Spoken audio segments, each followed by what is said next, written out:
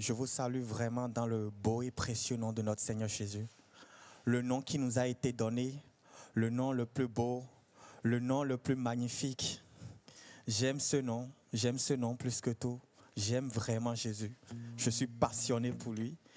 Et vraiment, je vous recommande de faire la même chose. Vraiment d'aimer Jésus. Et l'amour a un seul nom dans la Bible, c'est le sacrifice. Jésus est allé à la croix. Et le sacrifice, ça coûte.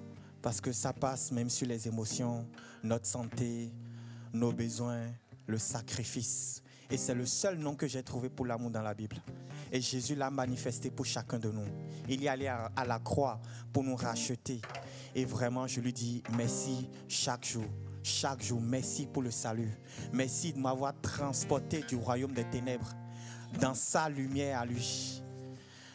J'aime Jésus, j'aime Dieu. Il est puissant, il est fort. Dieu est puissant, il est fort. Vous avez vu ce qu'un seul ange a fait pour le peuple d'Égypte? Un seul ange, pas deux. Parfois je ris, je dis Seigneur, qu'est-ce que tu as fait? Un seul ange. Vous avez vu ce que deux anges ont fait dans la ville de Sodome et de Gomorrhe? Dieu envoie un seul ange. Quand Dieu s'élève pour quelqu'un, pour une personne, pour son église, il y a des signes, ce n'est pas bien pour l'homme de voir de la part de Dieu. Il est merveilleux, il est fort et terrible en Dieu. Amen. Ce matin, nous allons chanter ce chant qui dit Dieu, il est puissant, il est fort. Hérode, il s'est moqué de l'église en tuant Jacques. L'église a continué à prier. Il voulait faire la même chose avec Pierre, mais ça n'a pas marché parce que l'église priait. Un ange est venu, il l'a sorti. Donc je ne sais pas cette situation où vous pensez que c'est impossible. Dieu est capable de venir en personne. J'ai abaissé les cieux. Dieu abaisse les cieux pour descendre. Amen. Amen. Je vous prie de vous tenir sur les pieds, s'il vous plaît, et de le chanter du plus profond de votre cœur. Venez devant Dieu comme son enfant, pas comme je suis tel, tel, tel. Ça peut vous empêcher de faire une rencontre particulière avec le Seigneur ce matin. Abandonnez vos titres à la maison et venez devant Dieu comme son enfant. J'ai trouvé David et je l'ai béni. Amen.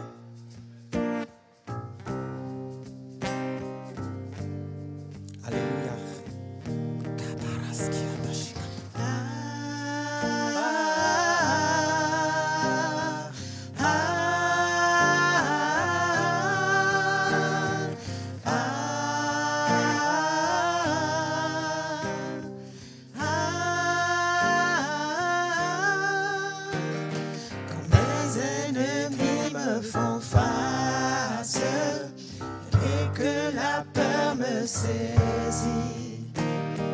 Je chercherai toujours ta face, car je sais que tu peux agir.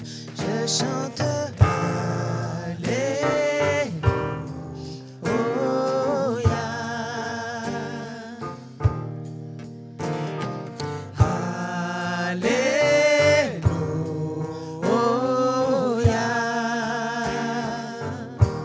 Alléluia.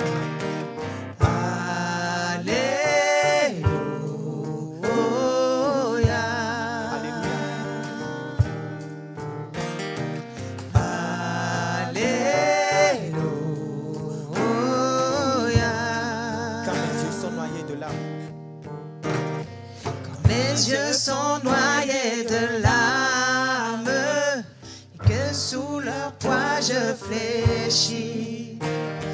À genoux je saisis mes armes, je te loue Dieu, tu vas agir. Je chante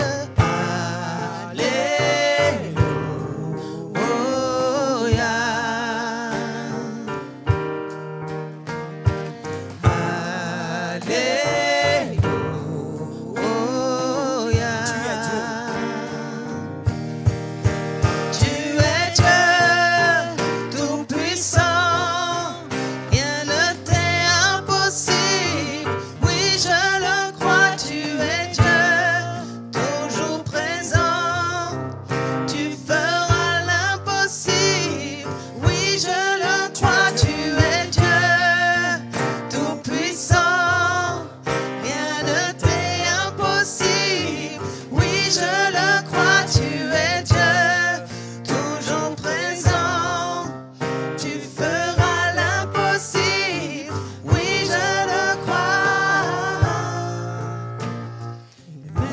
si je ne le vois pas et que ma prière s'épuise, ma foi est en toi, mon chant est pour toi, je t'adorerai sans faiblir.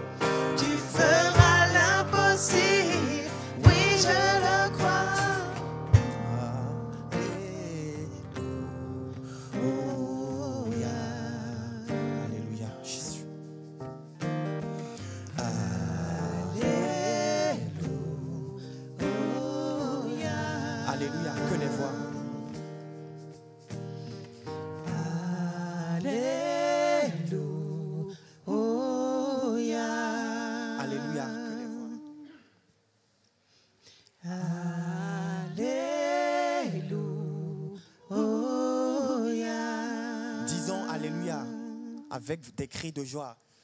Alléluia.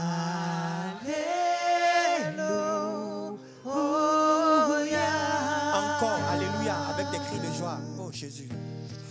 Alléluia. Alléluia encore, Jésus. Alléluia, Jésus. Alléluia.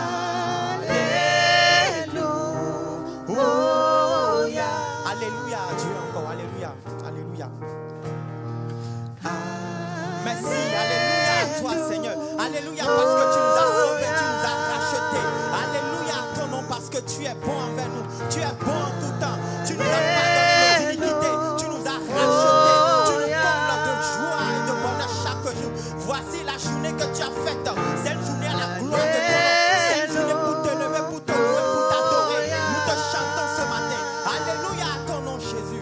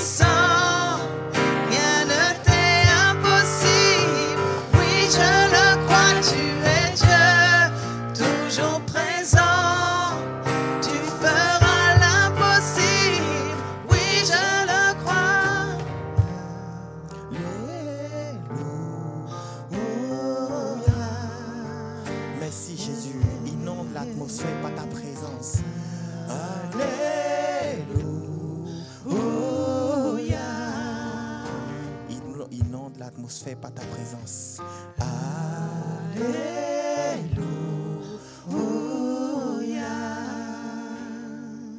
La présence de Dieu, nous allons le célébrer ce matin.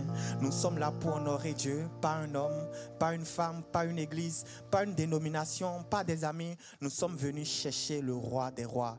Et quelle joie, quel plaisir de chercher la face de Dieu chaque matin, de le chercher chaque soir, de le chercher tous les jours. Peu importe le problème, cherchez Dieu, cherchez Dieu.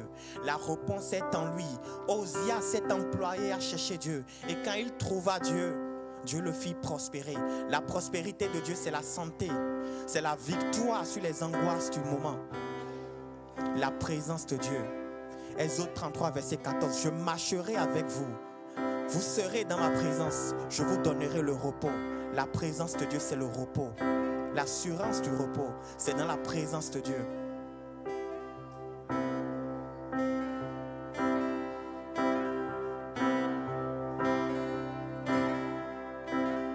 Qui sut-elle comme toi, Seigneur? Amour, beauté, infinie valeur. Ici rien ne peut me satisfaire. Oh Jésus, Jésus, ton amour me désaltère. On peut reprendre ensemble. Qui sur terre est comme toi, Seigneur? Personne n'est comme toi, Jésus. Amour, beauté infinie. Amour parfait, beauté parfaite, joie parfaite, élévation parfaite, victoire parfaite. En Jésus, tout est parfait, tout est bon, tout concourt au bien de ceux qui l'aiment. Victoire parfaite. Jésus, ton amour. Parfois, vous pouvez vous moquer de l'ennemi parce que vous savez qu'en Dieu, tout est parfait. Ta présence, c'est le ciel. Que ta volonté soit faite sur la terre comme au ciel. Ta présence, Jésus. Ta présence, c'est le ciel pour moi. Trésor de mon âme et de mon cœur. Trésor de mon âme et de mon cœur. Trésor de mon âme et de mon cœur. Dans ma faiblesse, tu es ma vigueur. Libre de mon passé, de tout lien. Libre de mon passé, de tout lien. Tu tiens ma vie aujourd'hui et demain.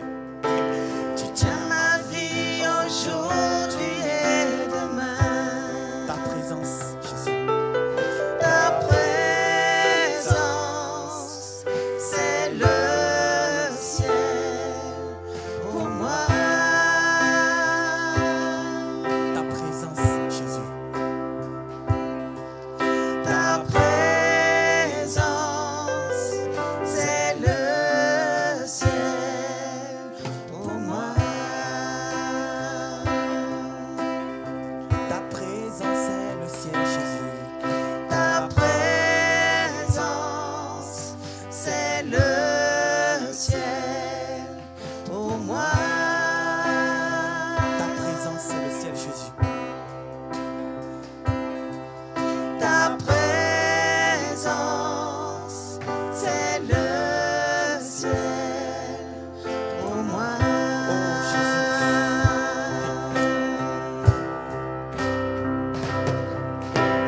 Oh Jésus, oh Jésus, ta présence c'est le ciel pour moi. Oh Jésus, oh Jésus, Ta présence est le ciel. ta présence c'est le ciel pour moi. Je marcherai chaque jour. Je marcherai chaque jour dans ta grâce. Car Un jour je te verrai face à face. Ici rien ne peut me satisfaire. Jésus, ton amour me désaltère. ici rien ne peut me satisfaire. Ici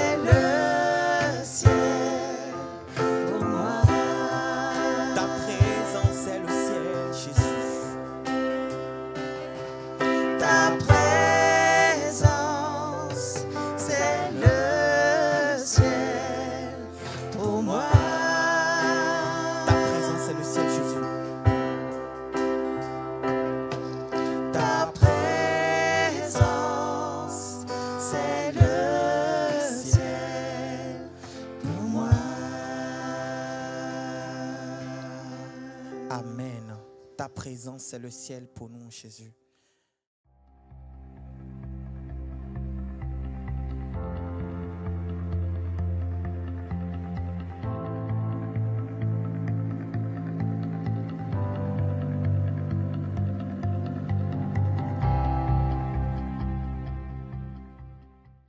Bienvenue à tous.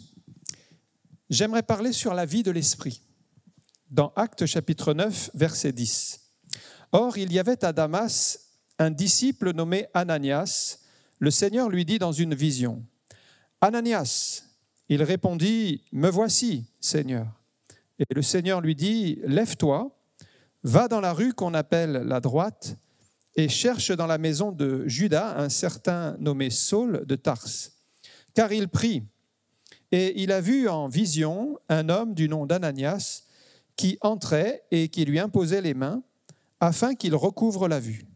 Ananias répondit, « Seigneur, j'ai appris de plusieurs personnes tous les maux que cet homme a faits à tes saints dans Jérusalem, et il a ici des pouvoirs de la part des principaux sacrificateurs pour lier tous ceux qui invoquent ton nom. » Mais le Seigneur lui dit, « Va, car cet homme est un instrument que j'ai choisi pour porter mon nom devant les nations, devant les rois et devant les fils d'Israël.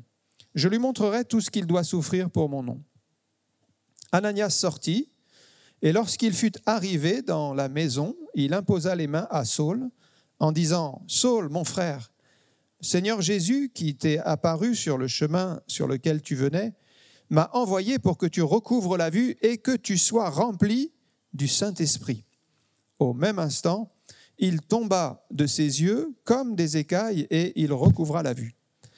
Il se leva et fut baptisé. Et après qu'il eut pris la nourriture, les forces lui revinrent. Saul resta quelques jours avec les disciples qui étaient à Damas, et aussitôt il prêcha dans les synagogues que Jésus est le Fils de Dieu. Tous ceux qui l'entendaient étaient dans l'étonnement et disaient, « N'est-ce pas celui qui persécutait à Jérusalem ceux qui invoquent ce nom? Et n'est-il pas venu ici pour les emmener liés devant les principaux sacrificateurs ?» Cependant, Saul se fortifiait de plus en plus et il confondait les Juifs qui habitaient Damas, démontrant que Jésus est le Christ. Amen. Nous avons vu précédemment comment le Saint-Esprit a agi dans la première Église, l'Église qui est née à Jérusalem. On a vu comment le Saint-Esprit a suscité des diacres à un moment donné pour structurer l'Église. Il y avait ce besoin de servir dans différents niveaux. Et on a parlé d'Étienne, homme plein de foi et d'Esprit Saint, qui a résisté devant les pharisiens. Et à un moment donné, c'est l'Esprit qui lui donnait les paroles. Et Jésus nous a dit que si nous sommes accusés, nous n'avons pas à chercher notre défense parce que le Saint-Esprit nous donnera les paroles à l'instant même. C'est ce que Étienne a fait. Il a témoigné devant ces pharisiens. Et puis, on a parlé de Philippe aussi. Philippe qui était diacre à Jérusalem, mais qui est devenu évangéliste à Samarie. Et il y a eu un réveil, la parole de Dieu a été prêchée, il y avait des miracles, il y avait des conversions, puis des délivrances. Et puis, Pierre et Jean sont venus à Samarie pour le soutenir, afin que les Samaritains reçoivent aussi l'Esprit. Ils étaient déjà nés de nouveau, baptisés d'eau, mais ils n'étaient pas encore remplis du Saint-Esprit. Ça a été le cas avec la venue de Pierre et Jean. On a vu que, en toute chose, Philippe se laissait conduire par le Saint-Esprit. Il a entendu une voix pour lui dire d'aller sur un chemin désert entre Jérusalem, disons qui partait de Jérusalem. Et sur cette route-là, eh bien, un Éthiopien qui passait cherchait Dieu. Et finalement, Philippe lui a témoigné de Jésus-Christ. Cet homme a été sauvé, il a été baptisé et il est reparti sur son chemin. Donc on voit comment le Saint-Esprit dirige, il conduit. Et aujourd'hui, j'aimerais qu'on s'arrête sur Saul de Tarse, qui a aussi été visité par le Saint-Esprit. Mais avant cela, il y a sa conversion, au début du chapitre 9.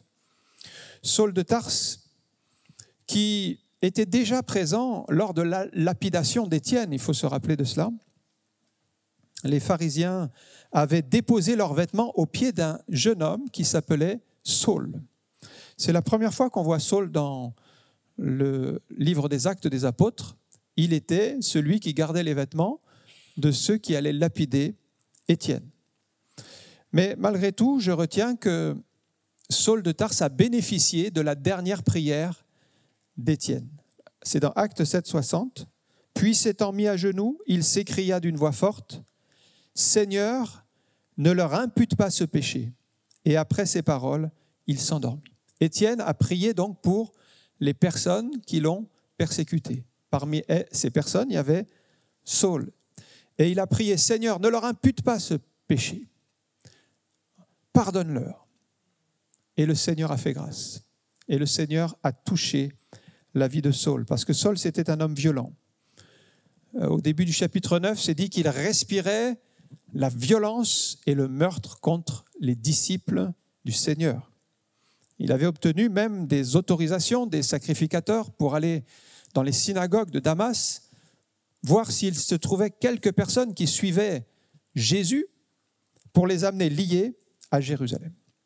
Alors sans le savoir, il était en train de lutter contre Dieu parce que c'était l'œuvre de Dieu qu'il persécutait. Sa religion l'avait aveuglé. Et si on lit l'Ancien Testament, on se rend compte que tout l'Ancien Testament, il pointe vers le Messie. Et nous savons que le Messie, c'est Jésus. Mais les Juifs, ils ont l'Ancien Testament, ils ont toujours la loi. La loi, elle parle toujours du Messie. Mais Paul dit ceci, c'est qu'ils ont comme un voile sur les yeux. Vous voyez, quand on lit Ésaïe 53, par exemple, c'est bien le prophète Ésaïe dans l'Ancien Testament, les Juifs le lisent encore dans les synagogues. Ésaïe 53 nous annonce la mort du Messie, qu'il va souffrir, qu'il va donner sa vie pour le salut du monde. Tout est bien expliqué. Si vous lisez le psaume 22, c'est très précis. David a ressenti toutes les souffrances que Jésus a subies à la croix. Tout est annoncé dans la parole de Dieu. Et regardez 2 Corinthiens 3, 5, il y a ce voile jusqu'à ce jour, quand on lit Moïse, c'est-à-dire quand on lit l'Ancien Testament, toute cette partie de la Bible, un voile est jeté sur leur cœur. Il parle ici des Juifs. Un voile est jeté sur leur cœur. Mais lorsque les cœurs se convertissent au Seigneur, le voile est ôté. Il y a un voile. Ça veut dire que la parole est là, le message est là, mais on ne le voit pas parce qu'il y a un voile qui nous empêche de voir la gloire de Dieu. Mais quand on se donne au Seigneur, quand on demande pardon pour ses péchés, qu'on croit en Jésus comme notre Sauveur, à ce moment-là, il y a comme une éclaircie qui nous permet de comprendre que Jésus, c'est vraiment le Sauveur. Il y a quelques années de cela, il y a une personne qui était témoin de Jéhovah, qui cherchait Dieu, malgré qu'il était dans sa religion, il cherchait Dieu, il sentait qu'il fallait aller plus loin, et en allant sur Internet, il a trouvé les églises évangéliques, et il est venu au milieu de nous, et il est venu au culte, et il cherchait Dieu. Et quand il a accepté le Seigneur Jésus comme son sauveur, quand il a reconnu le véritable sauveur Jésus qui est Dieu, le voile a été ôté. Le voile a été ôté, de sorte qu'il a compris toute la parole qu'il lisait avant. Il la lisait, il l'étudiait beaucoup. C'était même un ancien, c'est-à-dire un prédicateur parmi les témoins de Jéhovah. Donc il avait une très grande connaissance du texte biblique. Mais il y avait un voile. Et quand le voile a été ôté, c'est comme si tout le logiciel s'était remis en ordre. Tout le logiciel. C'est-à-dire que tout ce qu'il avait étudié, en fait, il a compris le sens. Et voilà, il a pu vraiment se faire baptiser et marcher avec Dieu. Donc c'était extraordinaire de voir que quand le voile est ôté, tout devient clair. Ça va être pareil pour Paul. Il avait un voile sur les yeux avant sa conversion parce qu'il avait un cœur rebelle, un cœur dur, alors qu'il cherchait Dieu néanmoins. Mais tout d'un coup, la Bible dit, donc sur le chemin de Damas, de Jérusalem à Damas, Alors que lui, il partait dans une optique de persécuter les chrétiens. C'est là qu'on voit la grâce de Dieu. Le texte dit tout à coup, une lumière resplendissante vint sur lui. Une lumière qui vient du ciel. Et on ne peut pas dire que Saul cherchait à se convertir à ce moment-là, parce qu'il était plutôt négatif, plutôt contre les chrétiens. Et il entend cette voix, « Saul, Saul, pourquoi me persécutes-tu » Les premiers mots du Seigneur Jésus à Saul, c'est son prénom. Je ne sais pas si vous l'aviez remarqué. 2 fois, Saul, Saul. Ça veut dire que Dieu nous connaît par notre nom. Il connaît tout de nous. Saul, Saul. Saul n'est pas un étranger pour Dieu. Saul le connaît. La grâce est pour tous. Et cette conversion, ça nous montre que la main de Dieu est tendue. Parce que Saul ne méritait pas d'être sauvé, comme nous ne méritions pas d'être sauvés, aucun de nous. C'est Dieu qui a décidé de faire grâce. Parce que s'il n'y avait pas la grâce de Dieu, Saul n'aurait pas été sauvé, mais nous ne serions pas sauvés non plus. Regardez Romains 6, 23, la réalité dans laquelle nous sommes. Nous sommes tous pécheurs, car le salaire du péché, c'est la mort. C'était vrai pour Saul, c'est vrai pour nous. S'il n'y a pas la grâce de Dieu, c'est la mort éternelle. Mais arrive le don gratuit de Dieu, c'est la vie éternelle en Jésus-Christ, notre Seigneur. C'est parce qu'il y a la grâce que nous ne sommes pas condamnés à la mort éternelle. Et dans sa grâce, Dieu veut sauver tous les hommes, toutes les femmes. 1 Timothée 2, 4, Dieu veut que tous les hommes soient sauvés et parviennent à la connaissance de la vérité. Voilà la grâce de Dieu, elle est pour chacun de nous ce matin. Et si vous n'êtes pas encore sauvé, si vous n'avez pas donné votre cœur au Seigneur, la grâce de Dieu, elle est pour vous aussi. Même s'il y a un Saul, quelqu'un qui ne veut pas du Seigneur, quelqu'un qui est hostile aux chrétiens, la grâce de Dieu, elle est pour vous quand même. Mais la question que vous vous posez peut-être, si Dieu veut sauver tous les hommes, qu'est-ce qui empêche que tous les hommes soient sauvés? Dieu n'est-il pas tout puissant? Ne peut-il pas tout faire? Eh bien, sa parole nous révèle que oui, Dieu, ce Dieu d'amour veut sauver chacun de nous, mais il demande une seule chose à l'homme, c'est la foi. C'est la foi. Si vous n'exercez pas la foi, si vous ne croyez pas, vous ne pouvez pas être sauvé, tout simplement. Pourquoi? Parce que c'est l'acceptation. On ne peut pas forcer, on ne forcera personne à devenir chrétien. C'est un choix personnel, c'est une décision. Mais pourtant, par sa grâce, Dieu attire tous les hommes à Christ. Regardez Jean chapitre 12, verset 32. C'est Jésus qui parle. Il n'est pas encore crucifié ici, mais il annonce l'œuvre spirituelle de la croix. La croix, ce n'est pas juste un événement historique, c'est une œuvre spirituelle qui dure jusqu'à aujourd'hui. Et il dit, et moi, quand j'aurai été élevé de la terre, c'est-à-dire quand je serai passé par la croix, j'attirerai tous les hommes à moi. Il y a une sorte d'attraction pour nous amener dans la bonne direction, c'est-à-dire d'aller vers Jésus. Il y a une attraction. C'est ça la grâce. La grâce n'est pas contraignante, elle nous attire dans la bonne direction. Vous n'allez pas être sauvé contre votre gré parce qu'il faut accepter Jésus. Alors, la main de Dieu, elle est là, elle est tendue vers nous, mais encore maintenant, il faut accepter l'œuvre de Jésus. Je prends l'exemple d'un chèque. Si vous recevez un chèque, un héritage, par exemple, vous recevez un chèque de 100 000 €. Vous recevez un bout de papier.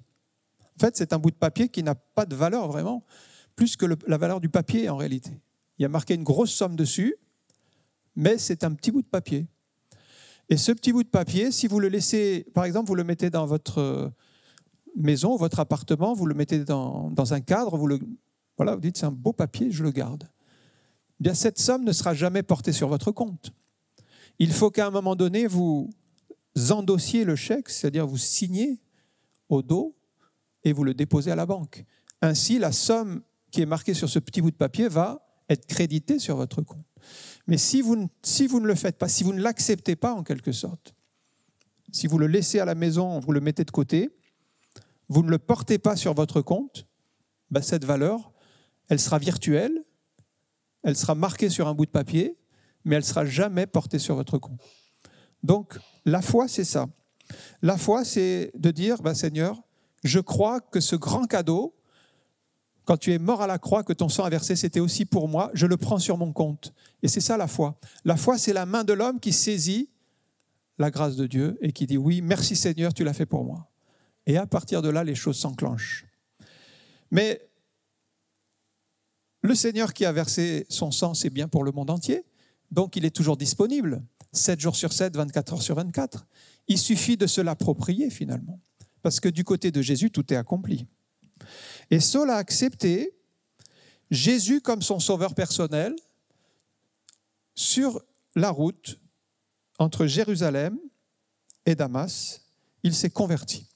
Il a changé de vie. Et là, il reçoit une révélation nouvelle, c'est que Jésus qu'il persécutait, je suis Jésus que tu persécutes, celui qu'il persécutait, c'est son sauveur. Et en persécutant les chrétiens, il comprend qu'il persécutait Jésus. Et là, il se repent, il demande pardon à Dieu. Et maintenant, il y a un choix à faire ici, c'est-à-dire soit il continue dans sa religion, soit il va suivre Jésus, mais il ne peut pas faire les deux. Il n'y a pas de compromis. Parce que, rappelez-vous que quand il était en voyage de Jérusalem jusqu'à Damas, il était entouré d'amis juifs qui venaient dans la même optique que lui. Sauf que lui se convertit au milieu de tout ça. Mais ça veut dire que cette conversion, il ne peut plus rester dans sa religion. Il est obligé de suivre Christ. Mais ça veut dire que tous ses amis qui étaient là, il ne pourra plus les garder. Mais même ses amis vont devenir ses ennemis, en fait. Parce que eux, ils persécutaient les chrétiens. Saul devient un chrétien, donc il devient un ennemi des Juifs. Donc, il a accepté Jésus, mais cela a bouleversé sa vie. Et cette grâce de choisir, en fait, c'est Dieu qui nous la donne. Parce que si vous pouvez choisir Dieu, c'est parce qu'il y a la grâce qui vous permet de choisir Dieu. Avec la chute, Adam a perdu la capacité de choisir Dieu, c'est-à-dire de ne pas pécher. Tout on est pécheur, on est tous pécheurs, on est tous liés dans le péché et on ne peut que pécher. On ne peut même pas choisir Dieu par nous-mêmes. Donc c'est pour ça que la grâce, elle est venue. Vous voyez, si quelqu'un tombe à l'eau et ne sait pas nager, eh ben, il peut se débattre tout ce qu'il veut, il va nécessairement couler et il va mourir. Mais si quelqu'un d'extérieur vient, lui tend la main et le sort, il sera sauvé. Donc cette aide extérieure, elle est pour nous, parce que nous sommes en train de couler dans nos péchés. S'il n'y a pas une aide extérieure, nous ne pourrons pas survivre. Et la grâce, c'est ça. La grâce, c'est cette aide qui vient d'en haut, qui nous retire du danger dans lequel nous sommes. On est sur le point de couler, de mourir. Et elle nous met en sécurité. Donc Saul aurait pu résister à la grâce de Dieu. Là, c'est un petit point que j'aimerais souligner, parce que Dieu ne vous forcera pas à vous convertir. Il n'a pas forcé Saul de Tarse. Car l'Évangile vous place devant un choix. Ce choix, vous le trouvez dans Deutéronome 30, 19. « Je prends aujourd'hui à témoin contre vous, c'est Dieu qui parle, le ciel et la terre. J'ai mis devant toi la vie et la mort, la bénédiction et la malédiction. » Et voyez la fin du verset. « Choisis la vie. » Et ça, c'est la part qui nous revient, parce que si on fait le mauvais choix à ce moment-là, eh bien c'est la mort. Choisis la vie, afin que tu vives, toi et ta postérité. D'ailleurs, par la suite, lorsque Paul va donner son témoignage devant le roi Agrippa, il va dire ceci: « Je n'ai pas résisté à la vision céleste. » Ça veut dire qu'il aurait pu résister, mais il a dit « Je n'ai pas résisté. » Ça veut dire « J'ai accepté, j'ai donné mon cœur au Seigneur. » Vous voyez, il n'était pas contraint de le faire. Il l'a fait par amour pour Dieu, par reconnaissance. Il ne s'est pas opposé à la conviction de péché, il ne s'est pas entêté dans sa rébellion, parce qu'aujourd'hui encore, il y a des gens qui s'entêtent à refuser de se convertir. Ils ne veulent pas se convertir. Et Jésus le dit aux pharisiens. C'est un cas de figure. Jean chapitre 5, verset 40. Il y a ici des pharisiens, des juifs. La parole, Jésus est venu pour eux, pour les sauver, pour leur ouvrir les yeux. Et il dit, mais vous ne voulez pas venir à moi pour avoir la vie. À un moment donné, il y a cette responsabilité, ce choix. Ils ne veulent pas se convertir, ils ne veulent pas de Jésus. Moi, je vous souhaite de venir à Jésus, parce que c'est là que vous trouverez la vie et le pardon des péchés. Mais ce sera votre décision. Mais sachez que si vous ne le faites pas, c'est la mort éternelle. La parole de Dieu est claire. Donc la lumière était si forte lorsque Saul était sur son cheval, il est tombé par terre. La lumière l'a aveuglé. Il est resté aveugle 3 jours. On l'a conduit à Damas, donc forcément, lui qui ne voyait plus, il fallait que quelqu'un le dirige. Et là, il est resté à l'écart. Quand vous êtes à l'écart, quand vous êtes dans une grosse épreuve, c'est le temps de se poser des questions.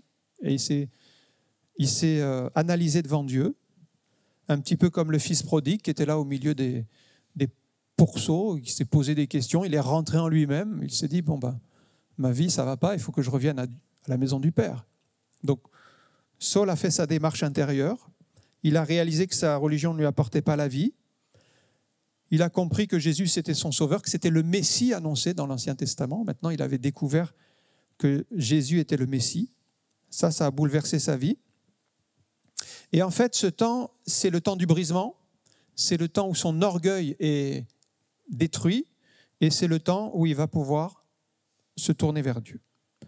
Et on arrive au deuxième point, c'est la visite d'Ananias. Alors Ananias, qui était Ananias? Ananias, c'était un disciple du Seigneur. Il était tranquille, Ananias. Il était chez lui, priait le Seigneur, mais il ne voulait pas, il ne cherchait pas d'histoire avec personne. Mais Dieu lui donne une mission. Et savez-vous que Dieu peut nous donner une mission à nous aussi? Une mission qu'on n'a pas du tout envie de faire. Amen. Gloire à Dieu. Si c'est une mission qui vient du Seigneur, c'est bon. Alors les directives sont précises, voilà, Dieu lui parle et lui dit, voilà Ananias, j'ai une mission pour toi, tu vas aller dans... Alors il lui donne l'adresse, il lui donne le nom, tu vas voir un homme qui s'appelle Saul, mais Saul était connu.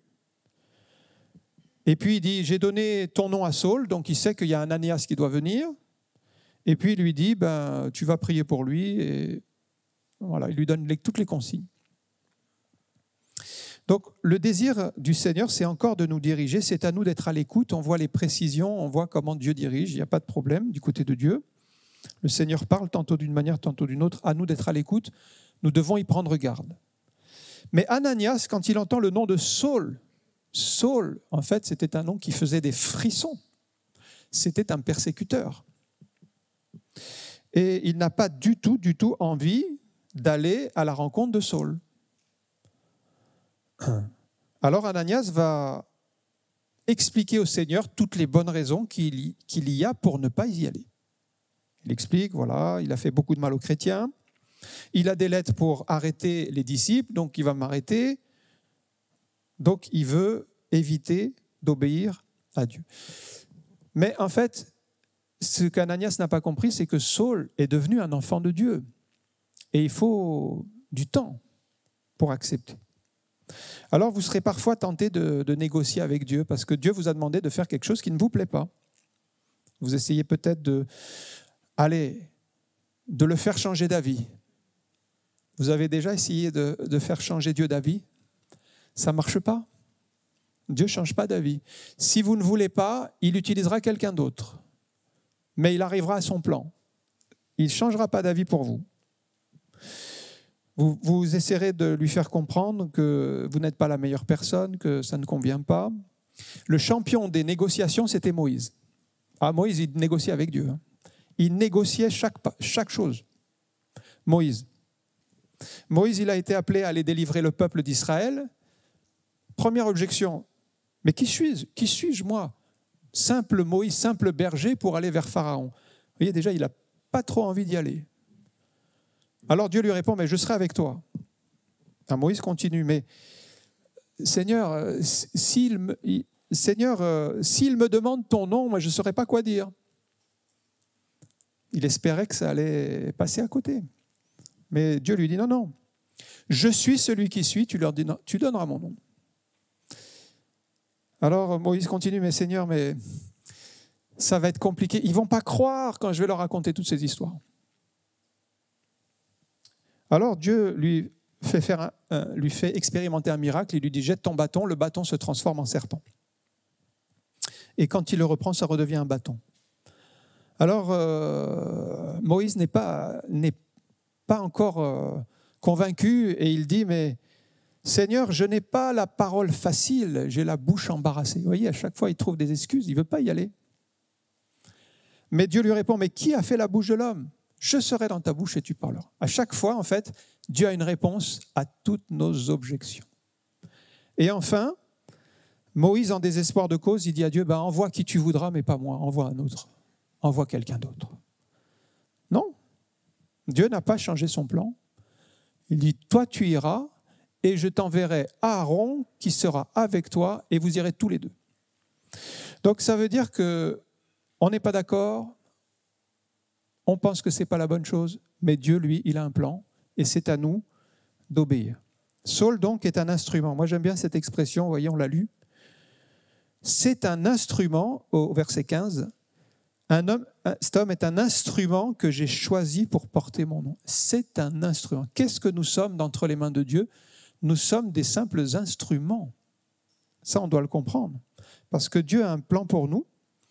Mais quand, par exemple, un artisan, il veut fabriquer un meuble, il veut fabriquer quelque chose, il a des outils sur son établi.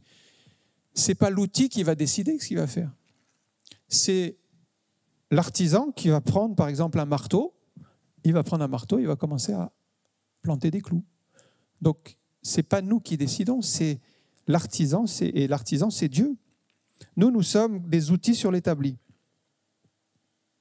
Alors, je ne sais pas quel outil vous êtes, si vous êtes une scie ou un marteau. Moi, mon nom, c'est Jean-Marc, ça veut dire grâce marteau. Je suis un marteau. Entre les mains de Dieu, je suis un outil. Alors, il y a des outils qui sont plus petits, il y a des outils qui sont plus importants, vous voyez, il y a des outils.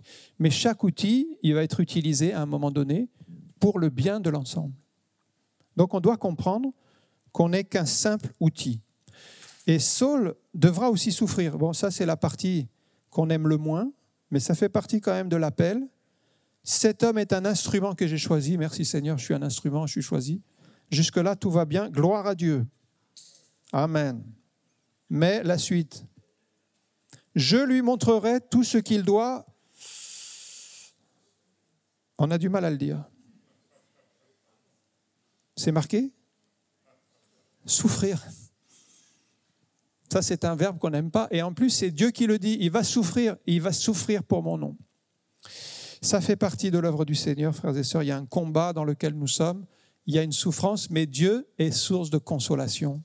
Et il console nos cœurs. 1 Corinthiens 4,13, voilà les souffrances de Paul. Calomniés, nous parlons avec bonté. Nous sommes devenus comme les balayures du monde, le rebut de tous jusqu'à maintenant. 1 Corinthiens 4,13. Calomniés, les balayeurs du monde. Voilà la situation dans laquelle il est. Il sert le Seigneur, c'est un combat. Mais Dieu lui a donné la force de surmonter les épreuves. Et même si nous avons de la souffrance, frères et sœurs, nous avons ce Dieu d'amour, ce Dieu de consolation qui console nos cœurs. Mais ne croyez pas que servir Dieu se fait sans souffrance. Il y a une part de souffrance. Ananias obéit à Dieu finalement, il va aller prier pour Saul. Moi j'aime bien quand Ananias arrive, vous savez les premiers mots qu'il dit à Saul, il ne lui dit pas Saul. Il lui dit mon frère, ma sœur, mon frère. C'est extraordinaire parce que quelques instants auparavant, il ne voulait pas du tout le rencontrer. Comme quoi Dieu est capable de changer nos mentalités et de nous rendre dociles. Mon frère, mon frère. C'est le même Saul et pourtant maintenant c'est son frère. C'est-à-dire qu'Ananias a compris une grande vérité spirituelle, c'est que si on est tous des créatures de Dieu, parce que si vous avez la vie, c'est bien Dieu qui vous l'a donnée, vous êtes une créature de Dieu, mais toutes les créatures de Dieu ne sont pas enfants de Dieu. Seuls sont enfants de Dieu ceux qui l'ont accepté comme Seigneur et Sauveur. Et comme Saul avait accepté Jésus dans sa vie, donc Dieu est devenu son père, donc il est devenu enfant de Dieu. S'il est enfant de Dieu, il est donc le frère d'un autre enfant de Dieu.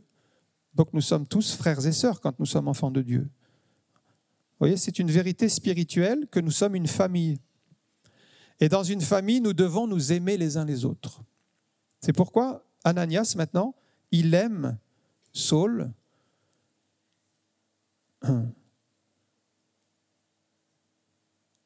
Mon frère, le Seigneur Jésus, qui t'est apparu sur le chemin, m'a envoyé vers toi pour que tu recouvres l'a vu. Ah, il l'appelle mon frère, ce Saul. Alors nous devons développer ce même amour fraternel dans l'Église. Regardez Romains 12, 10. Par amour fraternel, soyez pleins d'affection les uns pour les autres. Les uns pour les autres, ce sont des frères et des sœurs en Christ. Par honneur, usez de prévenance réciproque. Voilà ce qu'on devrait trouver dans l'Église. L'amour fraternel, la prévenance, la politesse, l'aimabilité, la gentillesse, la douceur. Et qu'est-ce qu'on voit dans l'Église? La jalousie, des rivalités, de la haine. On en voit même qui se mordent les uns les autres. Galates 5,15. Mais si vous vous mordez et vous dévorez les uns les autres, prenez garde que vous ne soyez détruits les uns par les autres. Voilà, on vit le contraire de la parole de Dieu quand on est charnel, quand on est centré sur soi, alors que Dieu veut l'amour fraternel, Dieu veut la douceur, Dieu veut la prévenance. C'est ce que nous devons rechercher en priorité et chasser tout le reste. Ananias prie pour que Paul soit rempli du Saint-Esprit, donc c'est là. Il est converti depuis 3 jours, mais il n'est pas encore rempli du Saint-Esprit.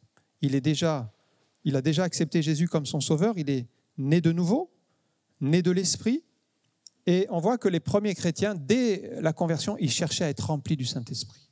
Et ça doit être pareil aujourd'hui.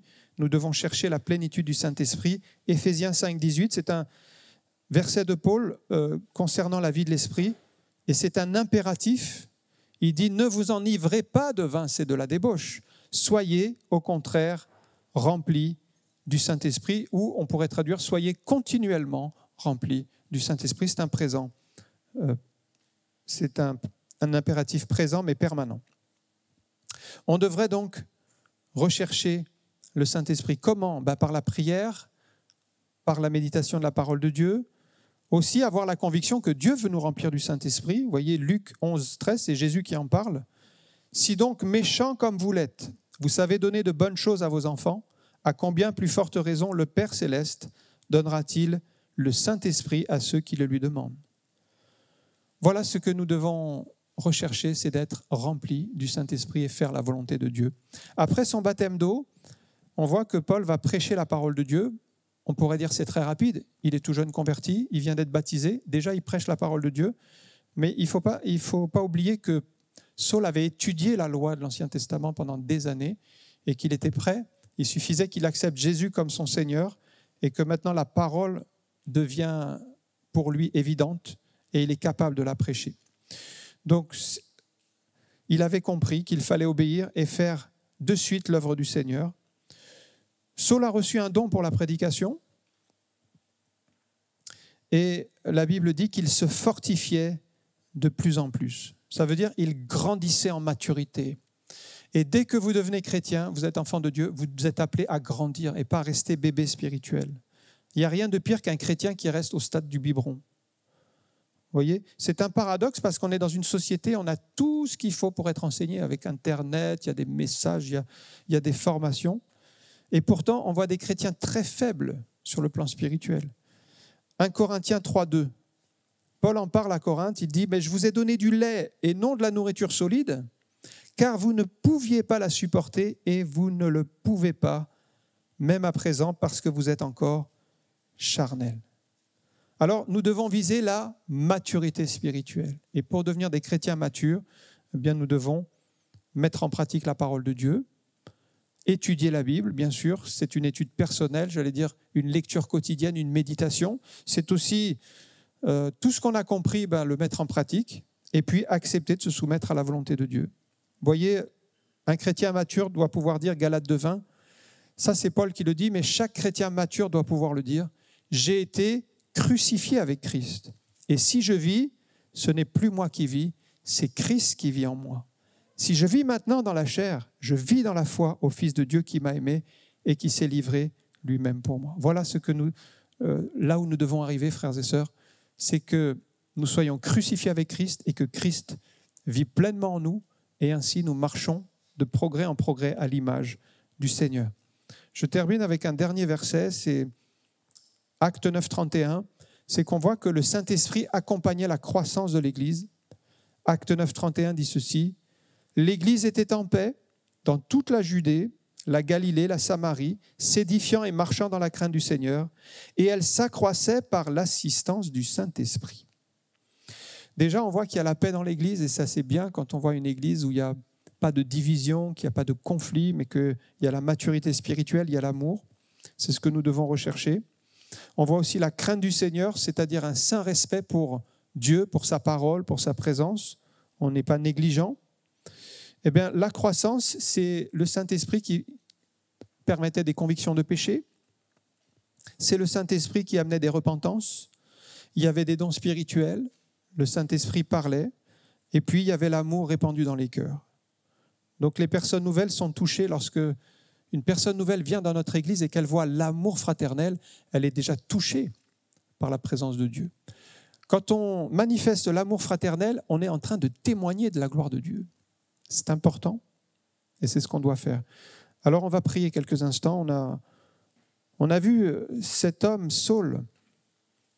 Je dirais que pour nous, c'est la preuve qu'il n'y a pas de situation trop difficile. Peut-être mon frère, ma sœur, tu t'es lassé de prier pour ton enfant, pour un conjoint, pour une personne de ta famille, peut-être un parent, en pensant qu'il ne se convertira jamais, mais la main de Dieu n'est pas trop courte pour intervenir encore. Ne te décourage pas.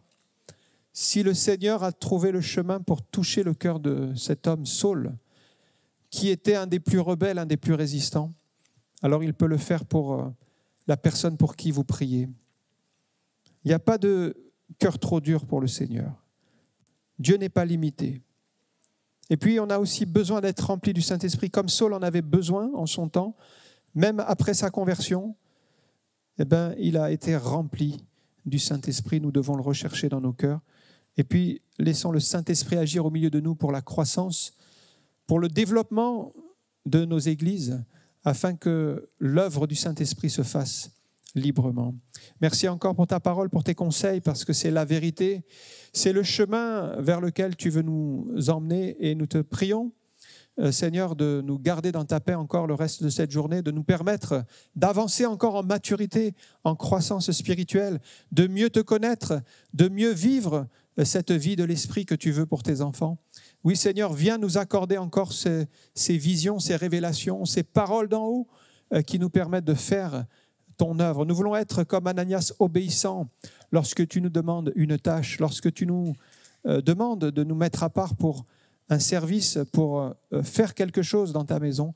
Seigneur, nous voulons être participants et partants pour tout ce qui concerne ta volonté. Oui, même si nous ne le voulons pas, Seigneur, nous voulons t'obéir par soumission et par reconnaissance de ce que tu as accompli. Oui, c'est dans le nom de Jésus que nous te rendons toute la gloire. Amen. Que le Seigneur vous bénisse.